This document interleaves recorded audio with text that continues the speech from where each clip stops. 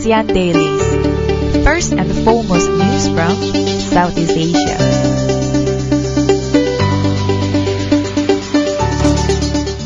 Hi and welcome to Duran ASEAN, the voice of discovery and sharing. This is Gowri. Good morning, this is Grace. And you're with us on our ASEAN Daily, where we bring you news from all over Southeast Asia every morning. And today is a Friday. Yes, finally it's Friday. And of course the weekends are happening. Hope you all had a great week and you have exciting plans for the weekend.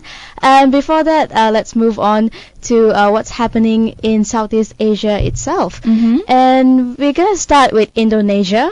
And it seems they are threatening Australia with a human tsunami. Never heard of a human tsunami before, have you, Grace? Well, I've heard of tsunami, but human tsunami, I guess we can literally understand what it means. So the scary thing is here that Indonesians are telling Australia that if they keep meddling with Indonesia's affairs, they are going to send 10,000 people on boats to Australia to sort of cause the human tsunami to threaten the Australians.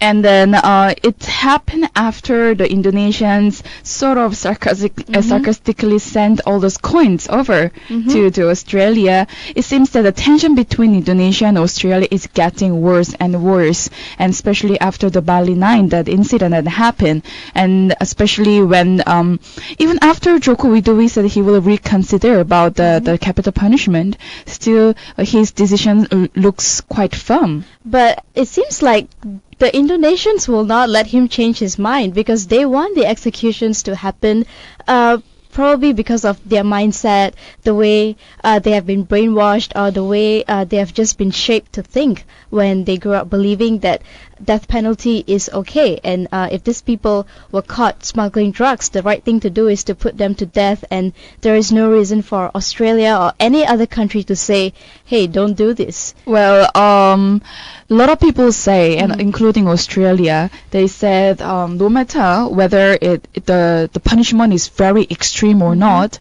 people will still do drugs. People still bring smuggled drugs to other countries or even its own nations. And what's happening is Indonesian President Joko Widodo, he has been having this very firm and tough decision on this. And to him, it's believed that by having the capital punishment, to giving them this extreme punishment, people will take this warning as, it's very restricted in this nation. But however, how many people will actually listen? And there are lots of ways to figure it out. Absolutely. You have a good point there. It's true that a lot of people will take this as a warning and they'll probably be scared for a bit, but at the end of the day, it's still going to happen because drug smuggling is not something that you can just curb with putting 9 people to death. And what he really has to do is go down to the root of the problem and find out why this is happening in the first place, instead of just sort of catching people who are caught smuggling and put them to death. What is the root of all this problem? Whether it's an economic factor or was it simply because they got influenced? And there were even a couple of cases when the guys on the death row said, I was just there, caught with this guy. I didn't even have any drugs with me. So it'd probably be best for Jokowi to consider whether he's really doing the right thing. Although his intention, probably he has good intentions. He doesn't want any more drug smuggling in the country, and he also wants people to sort of be afraid when it comes to any drug-related activities. But then again, there are all these little complications. You could have the wrong person to be sentenced, and how effective really is putting someone to death in order to curb this problem in the long term. And like we mentioned before, Indonesians are very supportive towards this capital punishment. And you mentioned about how they are brought up and also perhaps brainwashed by the government itself. But then at the same time, on the positive note, it's actually good sign that people are supporting the government, and then they do follow what the president has to say and has to make a decision. Perhaps he gave the right persuasive sort of a speech to people why he had to carry out this capital punishment. And let's move on to South Korea for a bit, where Korea is actually pressuring Japan over sex slavery at the recent UN meeting. So Korea has stepped up the pressure to resolve some issues about sexual enslavement of Asian women, especially because of what happened during the Second World War, and also to discuss their bilateral negotiations between the two countries. It's a very, very, very long-term issue that we've had this for a long time, since after Japanese colonization. And the Gender Equality and the Family Minister Kim Hee-jung, she actually urged Tokyo to face up to history. And in fact, Shinzo Abe, he said he will change the textbook, the Japanese textbook, the history, the books that it was written, because it is true that Japanese textbook, when it comes to history of historical facts, some of them are actually very biased to Japanese and story. altered. Yeah, so that he said he will actually make another amendment to make sure that it is right information and the historically correct. And this will be the second step to discuss with the UN to actually make it more public and official. So, of course, they have brought this up a lot of time, like you mentioned. It's a long going issue. It's a very grudge that they have against the Japanese. But it seems that this is the first time for Seoul to raise the issue at the UN level, to bring this up at such a public arena, and also to put the pressure on Japan on that scale, because before this it was either done just within the country or done unofficially, but for now they've actually gone one step further and demanded, and you were saying about the history books, they have also demanded for Japanese people to provide the correct history facts in order to educate the future generations. It was not more that Koreans demanded Japanese to change. It was the Shinzo Abe who wanted to change, but then there was the opposite sort of like force coming into by making the amendment. So I don't know whether it will happen or not, but then the first step was already done. Now they've gone to the second step, which is to approach the UN. So hope to hear the positive news from there, because when you go back to the history, especially during World War II, there were so many women. I mean, if Malaysia is not the exception, that so many Korean women were also misused for a lot of disgusting and very cruel purposes. Yeah, that's right. The comfort woman was also something that was very rife back then. And it's also another thing that Kim Hee-jung brought up as well at the UN meeting. And she also had a very detailed report while she was meeting with a former UN special rapporteur about the systematic rape, sexual slavery, and slavery-like practices by the Japanese soldiers during the war itself. And then what she's asking is, what our government, basically Korean government, is demanding is that Japan acknowledge its past misconduct and also make a sincere apology and provide correct history education for future generations so that this will not occur again. And could this actually, by Korea pressuring Japan and all, could this actually start improving the relationships between these two countries? Because you were saying it's a very long time thing, that a grudge that they've held for so long, and the apology that they're demanding, and also the textbook issue, and also about the protection for women. Could all this actually work out the relationship between Japan and South Korea? It could lessen the tension between the Japan and Korea, because if we feel, as in Korean, they feel that it's a sincere, the sincerity from Japanese apology, then of course we are fine with it, because after all, well, one of the Disney movies says let it go, and the past is in the past. So we have to learn to step forward and move forward, because after all we are just next to each other, Japan and Korea. We have to work together. Well, Frozen reference, Grace. Thank you. So coming back to Malaysia now. Right. A very worrying issue, actually. It seems that almost half of the foreign workers in Malaysia are actually infected with TB. And this was said by some medical doctors who conducted the research from the Malaysian Medical Association. And then this it happened even a few years ago, and it's going around, and most of this disease are coming from foreign workers, like you mentioned.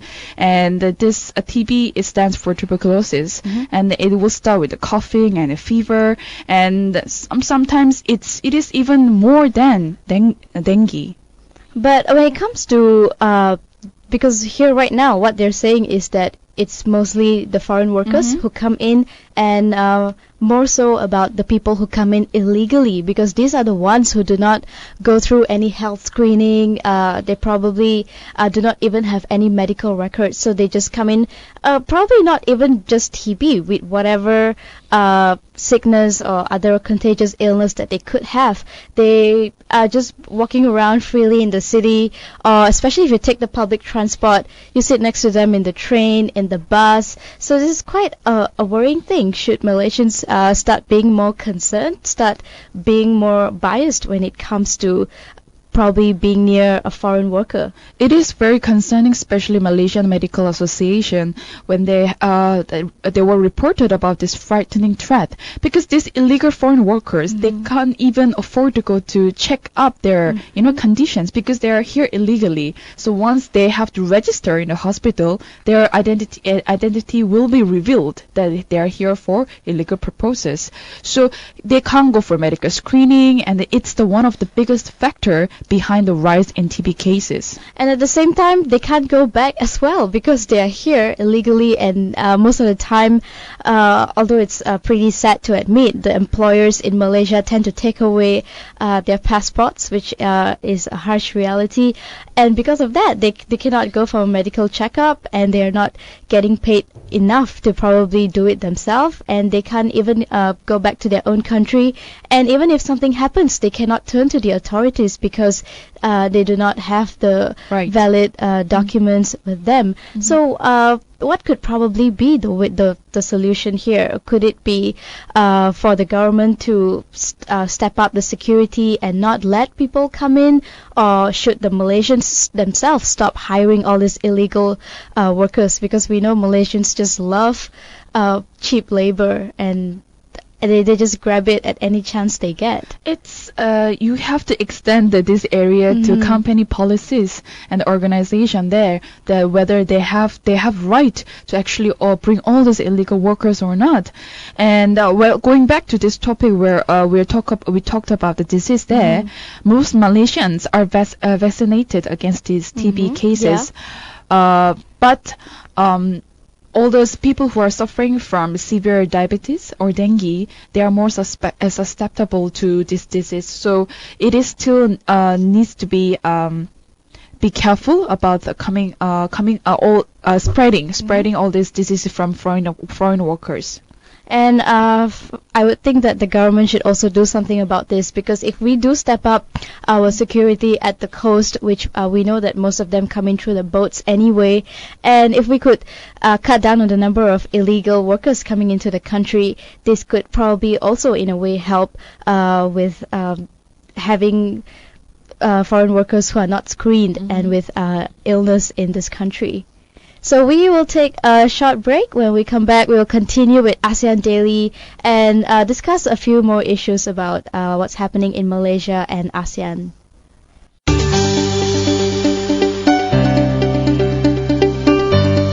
ASEAN Dailies. First and foremost news from Southeast Asia.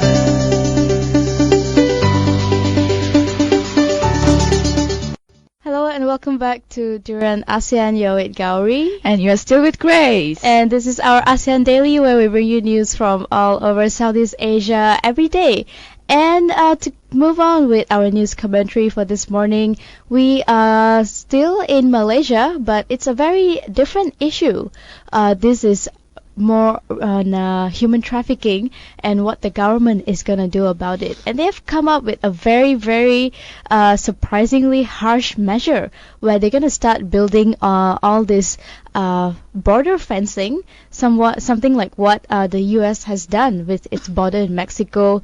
And that's of course not a pretty sight to have such high-rise walls with barbed wires, and it seems that that's the solution that Malaysia has adopted here in order to prevent their human trafficking.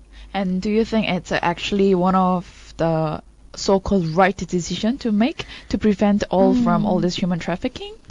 For me, I definitely do not think it's a right decision for a few reasons. First of all, like I was saying, it's not a pretty sight to have all those high-rise walls with barbed wires.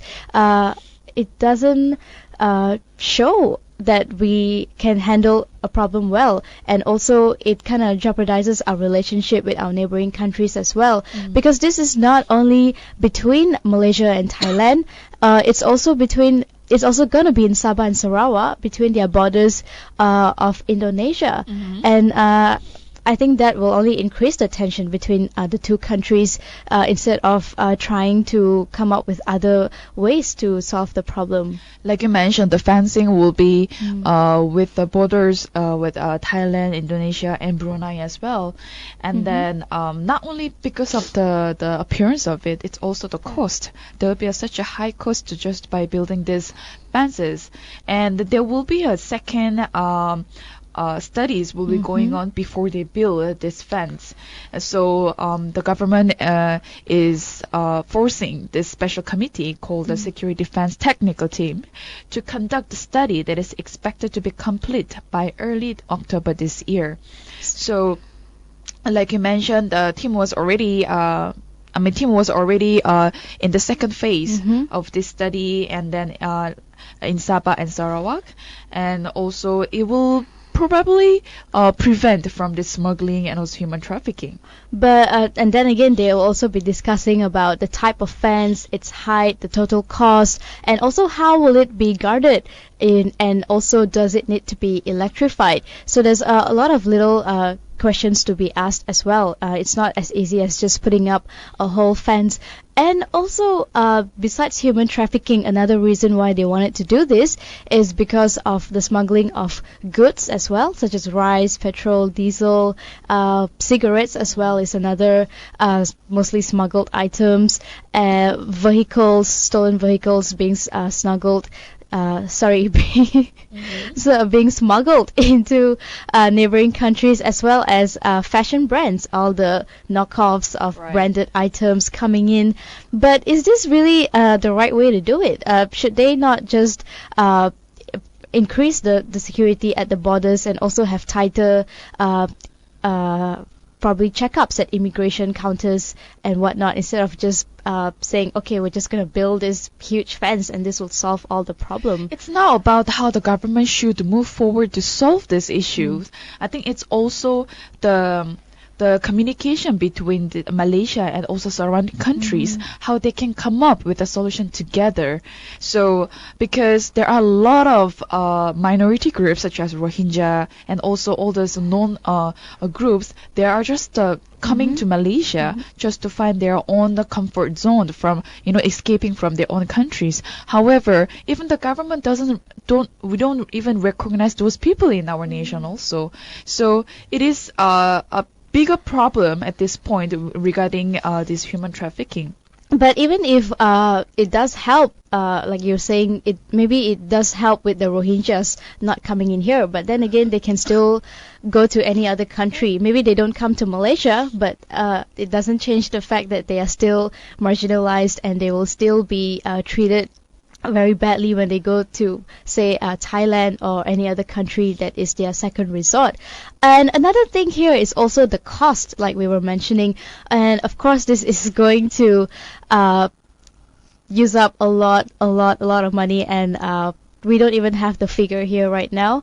But if you look at Malaysia right now, we already have a huge financial crisis when it comes to the 1MDB issue itself. And yesterday there was also a news about standby credit, which Malaysians were really outraged about, and it also made a lot of international headlines, because although we have lost billions of money, the government is actually coming up with this new term called standby credit and trying to still help 1MDB, trying to make it work. And there's still a lot of other things going on in the country. Would this really be necessary at this point?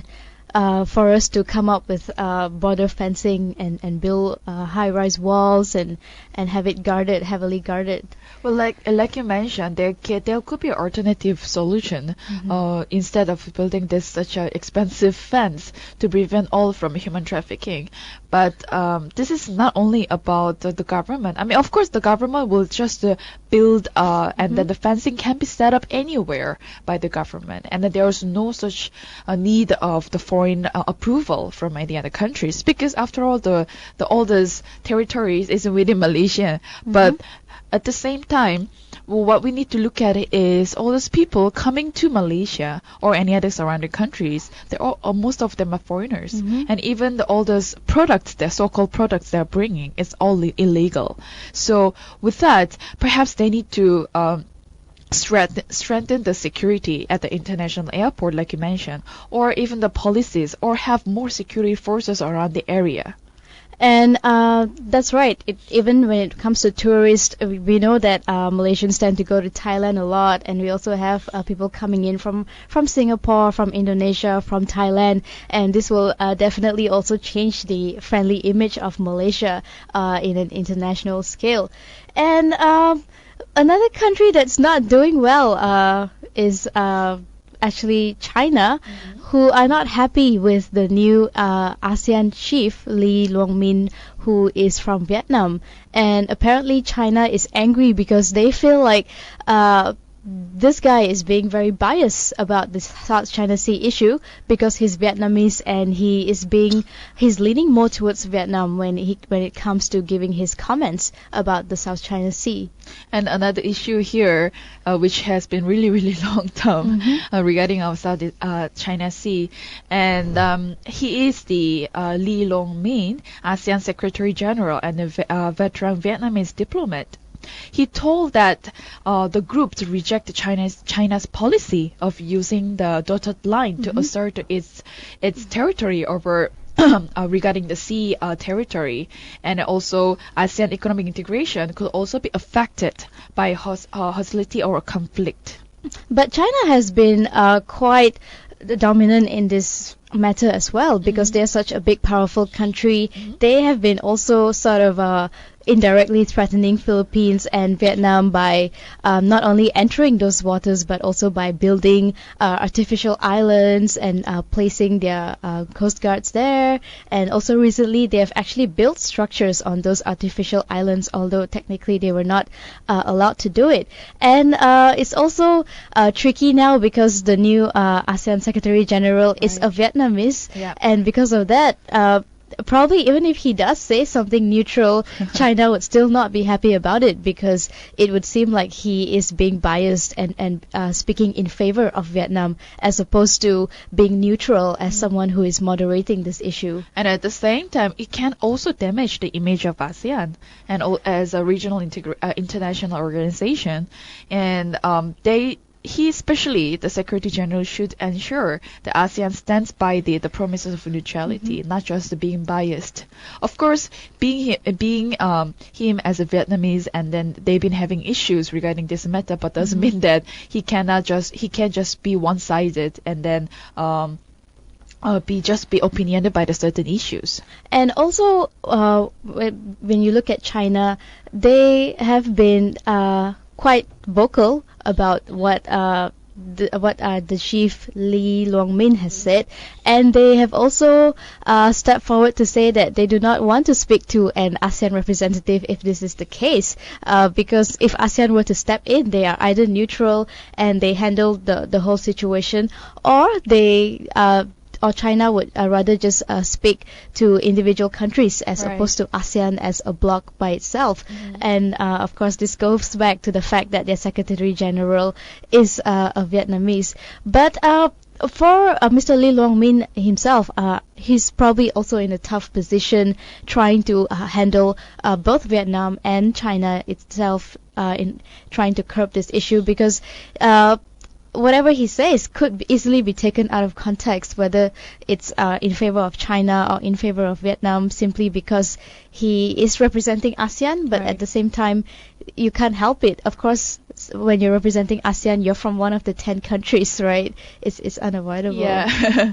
So moving on to Cambodia, where things are also not looking so well for them, especially with the recent Human Rights Watch, where they have uncovered a lot of reports about human rights abuses at Cambodian garment factories, and these are companies like Marks and Spencer, Gap, H&M, Adidas, and also Armani. And at the same time, Cambodia, the labor law fails to protect all these labor workers, especially in the garment industry. And this is very serious regarding the labor rights abuse, and also furthermore, it's of human rights. And prominently, it's the women, the workers often experience the forced overtime, pregnancy-based discrimination, and anti-union practices that neither the government or the major brands have adequately addressed. And the biggest problem with this is because most of these workers are hired on a short-term contract. And when you're on a short-term contract, you are not entitled to a lot of the benefits. Even if the company is supposed to provide it, you're still not entitled to it, and you don't have the rights, the same rights as the other workers. And also, especially in a country like Cambodia, where you were just saying that the labor laws itself is not solid, is not strong. And what makes it even difficult is that it seems these companies, as established and well known as they are, they have not actually been updating their names and addresses of their factories. So even the local authorities in Cambodia cannot really keep track of what's going on over there. But in fact, not only this major branded company, but small companies like small factories, they also have access to have all those Cambodia workers there. But even then, they don't have right to voice out their rights and also freedom, and also the working overtime.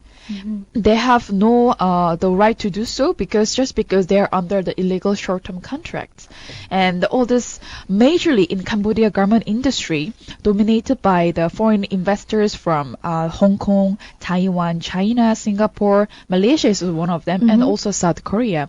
Those countries are very critical to Cambodia's economy and also women's livelihood. And this also reminds me of a news that we reported probably a couple of months ago about how there was this reality TV show in Norway, and they sent a couple of fashion bloggers to work in a place called Sweatshop in Cambodia, and when they saw the real working conditions of these Cambodians in the country, of course they were reduced to tears, and most of them were just in utter shock because they could not believe that this is happening.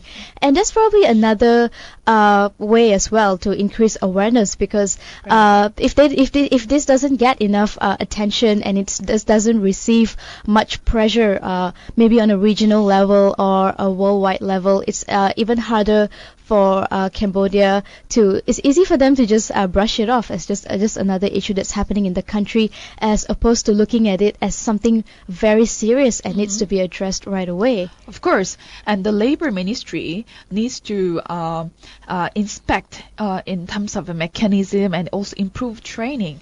But that all these significant reforms needs to be built credibility given the corruption allegation, and also to improve the inspectors' track records.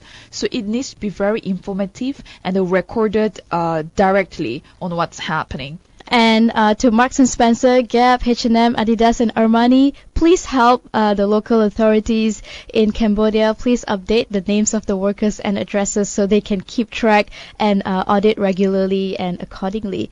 So that wraps up our ASEAN Daily for this Friday morning. Hope everyone learned a thing or two from our news commentary today.